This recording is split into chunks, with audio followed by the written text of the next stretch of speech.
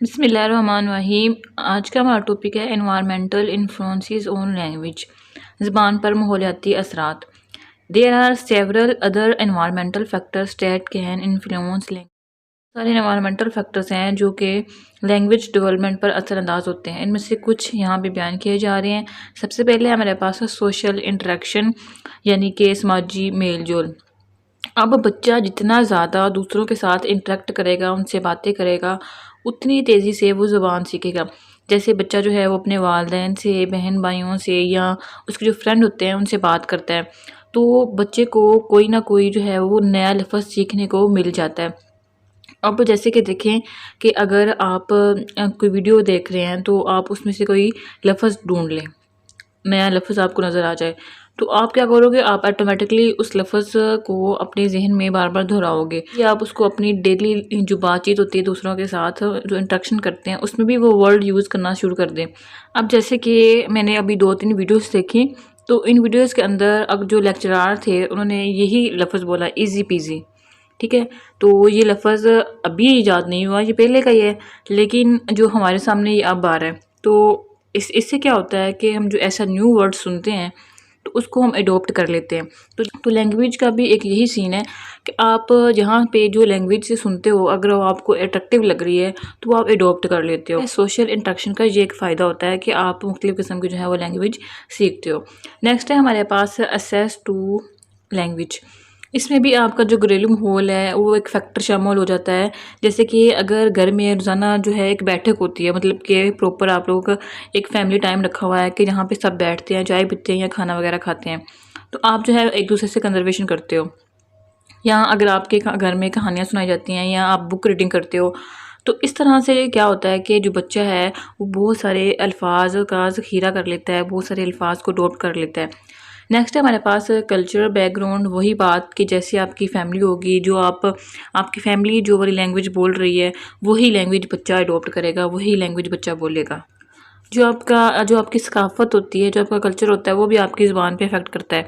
जैसे कि अगर आप सिंधी हो, बलोची हो या जो भी आप पंजाबी हो, तो आप वही लैंग्वेज अडॉप्ट करोगे जो कि आपके कल्चर के अंदर है। ठीक है, नेक्स्ट है हमारे पास सोशियो इकोनॉमिक स्टेटस। अब जो किसी का बैकग्राउंड होता है स्टेटस वाइज, तो वो भी एक बहुत असरअंदाज करता है लैंग्वेज के ऊपर।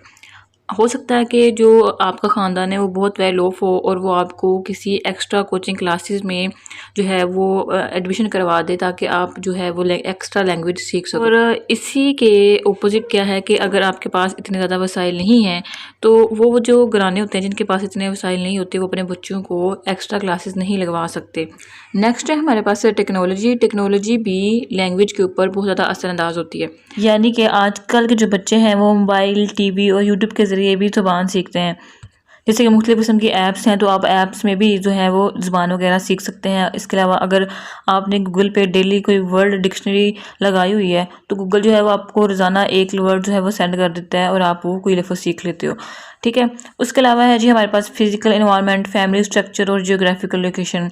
यानी कि आपके घर का माहौल और जो फैमिली स्ट्रक्चर होता है कि वो जॉइंट फैमिली है या आप सेपरेट रह रहे हो। जियोग्राफिकल लोकेशन कि आप कहाँ पे रह रहे हो, किस मुल्क में रह रहे हो, किस इलाके में रह रहे हो। ठीक है, तो ये सारे फैक्टर जो हैं वो असरअंदाज होते हैं लैंग्वेज के ऊपर। हमारे पास है language development eight pre school and kindergarten. इसमें वही सब कुछ आ जाता है। एक बच्चा 3 महीने का होता है तो वो कैसा बोलना शुरू करता है, बबलिंग करता है, उसके बाद थोड़ा सा बढ़ाता है, फिर कोई एक लफ्ज़ सीखता है माँ, और फिर माँ से एक पूरा लफ्ज़ बनाता है मामा, और उसके बाद 2 अल्फाज को ज्वाइन करता है मामा पानी, और उसके अलावा उसके बाद एक सिंपल सेंटेंस बोलता है। और जैसे जैसे वो बड़ा होता है वो अपने सेंटेंस को पेचीदा करता है, वो ज़्यादा कन्वर्सेशन करना स्टार्ट कर देता है। ठीक है, तो इसमें ये सारा प्रोसीजर आता है, ये आपने देख लेना है। ओके, नेक्स्ट है हमारे पास language development at elementary level. Elementary level पे लैंग्वेज डेवलपमेंट किस तरह से होती है। जब बच्चा प्री स्कूल से आगे बढ़कर किसी प्राइमरी स्कूल में जाता है या किसी प्राइमरी क्लास में आता है, तो इसकी ज़ुबान की समझ, उसके अल्फाज का ज़ख़ीरा और लिखने पढ़ने की सलाहियत में बहुत तेज़ी से इजाफा होता है। अब वो सिर्फ बोलना नहीं सीखता, बल्कि पढ़ने और लिखने के ज़रिए ज़ुबान को बेहतर तरीके से इस्तेमाल करने लगता है। ओके जी, इसके हमारे पास कुछ पॉइंट्स हैं। सबसे पहले है वोकैबुलरी एंड ग्रामर। इस उम्र में बच्चे के अल्फाज में इजाफा होता है, यानी कि उसकी वोकैबुलरी इन्हांस होती है। और वो लफ्ज़ों का मतलब समझने लगता है और इनके दुरुस्त इस्तेमाल का उसका शऊर भी आ जाता है। बच्चा ज़ुबान को ज़्यादा लॉजिकल तरीके से इस्तेमाल करने लगता है। बच्चा जो है वो जुमले दुरुस्त तरतीब से बोलना शुरू हो जाता है, ठीक है। पहले वो छोटे-छोटे जुमले बोलता था और उनकी तरतीब भी सही नहीं होती थी, लेकिन अब क्या है कि जो बच्चा है उनकी जो जुमले की तरतीब होती है, जो एक स्ट्रक्चर होता है, वो बिल्कुल सही होता है।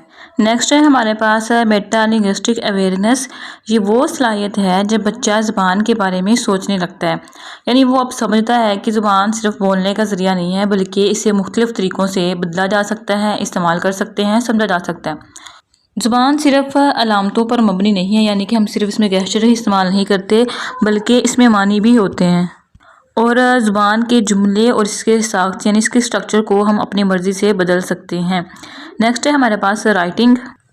अब बच्चा सिर्फ बोलने या सुनने तक महदूद नहीं रहता, बल्कि लिखने के ज़रिए अपने ख़यालात का इज़हार करना सीखता है। यानी लिखने की सलाहियत उस वक्त बेहतर बनती है या उस वक्त पैदा होती है जब बच्चा चीज़ों को ज़ुबानी तौर पर बयान करना शुरू कर देता है। उसको पता होता है कि इस चीज़ का नाम ये है, इस चीज़ का नाम ये है, या उसको कोई कहानी आती है तो वो उसको लिख सकता है, ठीक है। नेक्स्ट है हमारे पास वोकैबुलरी बिल्डिंग। जो स्टार्टिंग लेवल होता है उस पर बच्चों के लिए नए अल्फाज सीखना बहुत ज़रूरी होता है। अब बच्चा ये समझता है कि एक लफ्ज़ कई मानी रखता है, यानी कि वो उसको पता होता है कि इस लफ्ज़ के सिनोनिम्स भी हैं और इसके एंटोनिम्स भी हैं, ठीक है। जैसे कि हमने पढ़ा था कि लाइट का मतलब रोशनी भी होती है और लाइट का मतलब हल्का भी होता है। इसमें बच्चे की जो वोकैबुलरी है वो एक्सपैंड होती है, ठीक है। नेक्स्ट है हमारे पास रीडिंग कम्प्रीहेंशन, यानी कि पढ़कर चीज़ों को समझने की सलाहियत। अब बच्चे सिर्फ हरूफ नहीं पढ़ते बल्कि मतलब समझने की भी कोशिश करते हैं। अब जैसे कि उनके सामने एक जुमला रखा जाए कि Ali run fast because he was late, तो वो समझ लेता है कि अली क्यों दौड़ा, क्योंकि वो लेट हो रहा था। तो ये कम्प्रीहेंशन स्किल्स होती हैं, यानी कि चीज़ों को समझने की सलाहियत। तो यहीं पे हमारा चैप्टर नंबर 7 कंप्लीट हो चुका है। इसी के साथ इजाज़त दीजिए। अल्लाह हाफिज़।